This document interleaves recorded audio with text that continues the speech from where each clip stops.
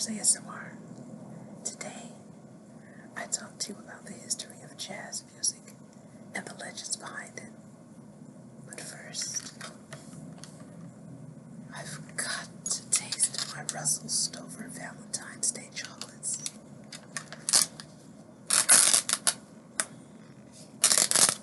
No, they're not sponsoring me. I wish they were. You'll know when my videos are sponsored, but everything I talk about is on my dime. So freaking good. Which one do I want? Let's see what this is.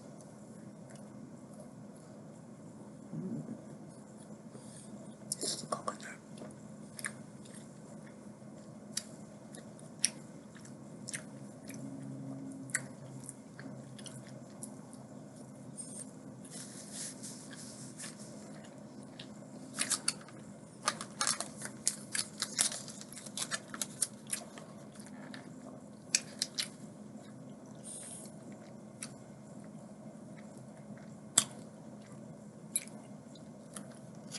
I'm trying to guess which one is what because I put the top over there somewhere.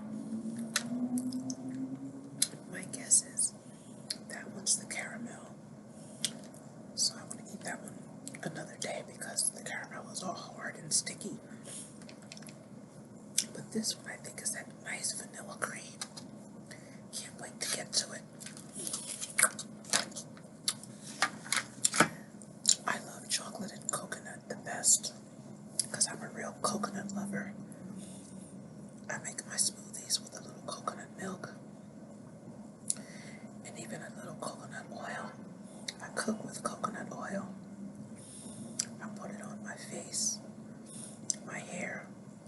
So I feel like coconut oil is divine. Coconut itself is divine. Well, let's pick up where we left off.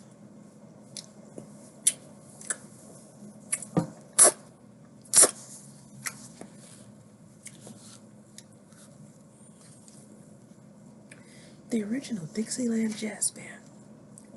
As the 1920s approached, both white and black musicians were traveling to Chicago, New York, and beyond, eventually reaching Europe.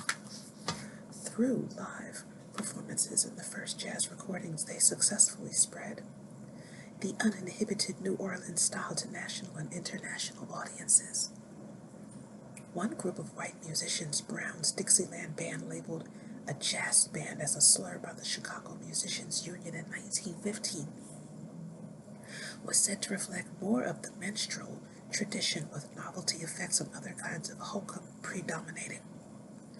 Brown's band did familiarize the public with the term jazz, however, and revealed the growing national interest in the new music style. A year later, again in Chicago, another group of white New Orleans took shape and used the term in their name, the original Dixieland Jazz Band. They spelled jazz, J-A-S-S. But band members paid more attention to black players like King Oliver, the front line of cornetist Nick LaRocca, trombonist Eddie Edwards, and clarinetist Larry Shields. Was a direct expression of the Bolden legacy. The ODJB Chicago success led to a job offer in New York, where it opened at Reisenweber's Cafe on January the 26th, 1917, and became an immediate sensation. The first jazz recording, Columbia Records, documented the band 2 weeks later, then found the results to be in such questionable taste that the music was not immediately issued. The Victor label, having fewer compunctions, recorded the ODJB shortly thereafter and quickly released the results. With hindsight, we can hear the limitations of the ODJB members as soloists, the crudity of their arrangements, and their reliance on barnyard effects. We can also dismiss the band's early notoriety as fountainheads of jazz, as the first instance of black innovations appropriated by and credited to white imitators. Once the war ended, the ODJB visited Europe, where La Roca, as avid a self-promoter as Morton, declared that the band represented musical anarchy. Must know, the ODJB's impact was revolutionary. The band's first wave of recordings introduced such jazz classics as Tiger Rag and At the Jazz Band Ball, which are still core to the traditional jazz repertoire. The prehistoric jazz band. The instant impact of the ODJB can be seen in the career of James Reese Europe, the most successful African-American bandleader in New York at the time. Europe rose to fame accompanying the white dance team of Vernon and Irene Castle, and his 1913 to 1914 recordings, issued under the name of Europe Society Orchestra, were the first by a black bandleader. While strongly syncopated, these performances were not jazz. After enlisting in the war effort, however, Europe organized an all-black band called the Hellfighters that was advertised as a jazz band when it toured the continent. Recordings made shortly before Europe was murdered in 1919, including versions of Handy's most popular blues at the ODJB's Clarinet Marmalade, contained the breaks characteristics of early jazz and a stronger rhythmic character than other military bands possessed. This was orchestral dance music taking its first steps toward the liberation of swing, but it had a long way to go. Jazz goes international. Beyond the aesthetic achievements of the Hellfighters, the band had great success touring the European continent during the war.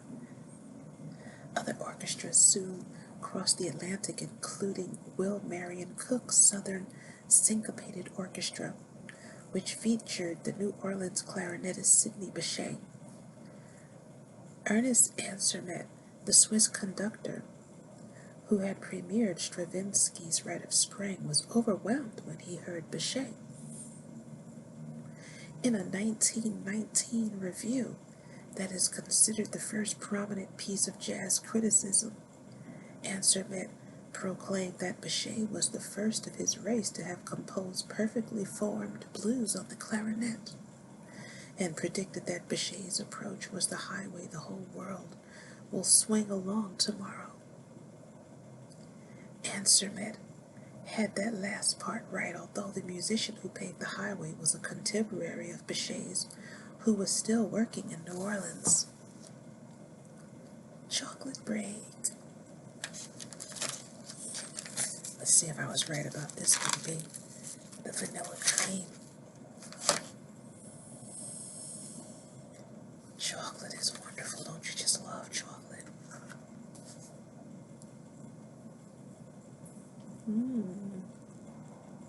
I was right.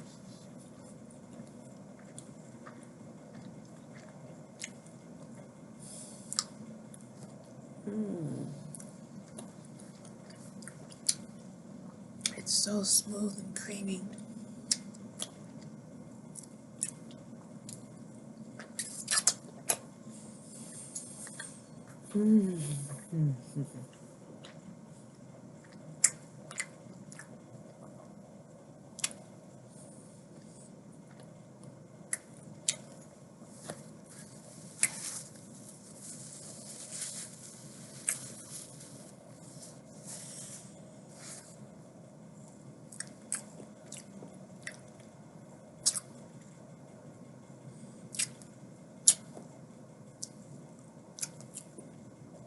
Wow, they give you just enough for a taste, but it leaves you wanting more.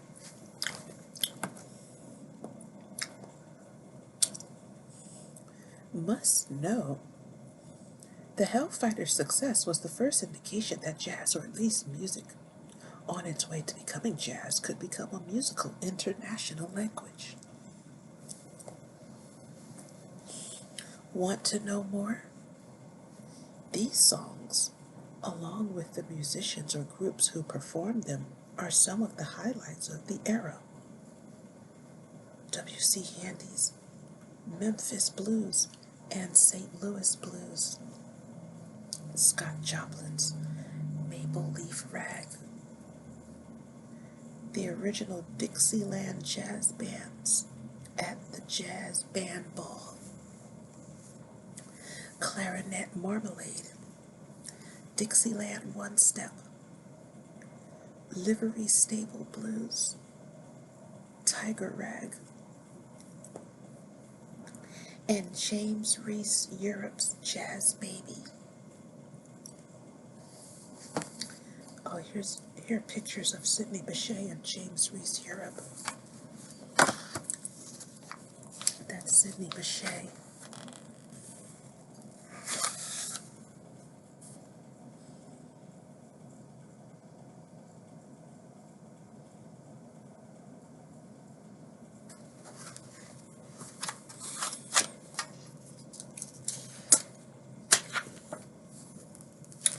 Chapter 2, Swing and and Swing and Satchmo, 1921 to 1940.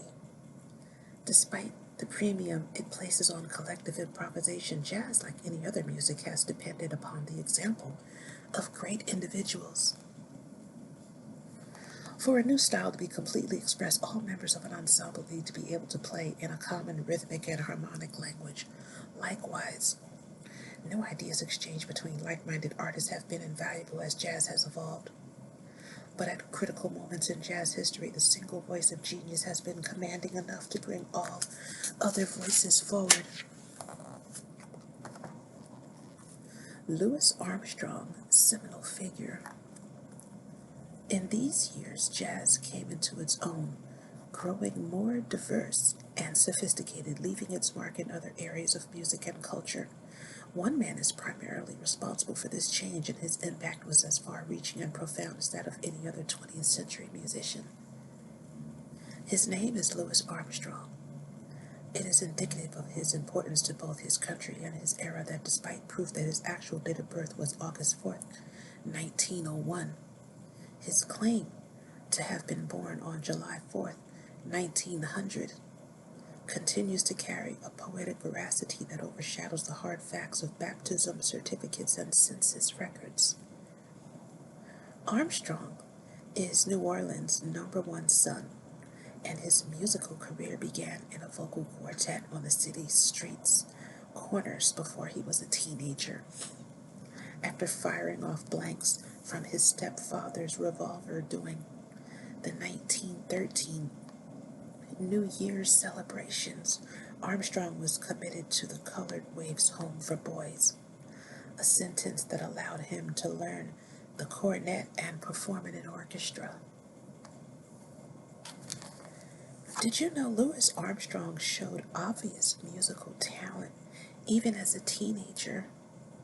When Joe King Oliver left Kid Ory's band, Ory chose the young Armstrong as Oliver's replacement.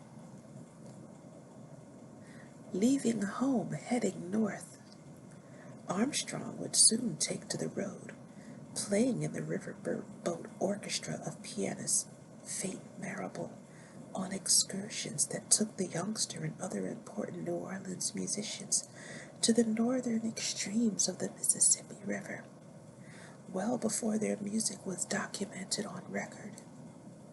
After completing a cruise with Marable, Armstrong always returned home until his idol King Oliver, now leader of the successful Creole Jazz Band at Chicago's Lincoln Gardens Cafe, brought him north to play second cornet in the summer of 1922. Oh, here's a picture of a very young Louis Armstrong. Let's see.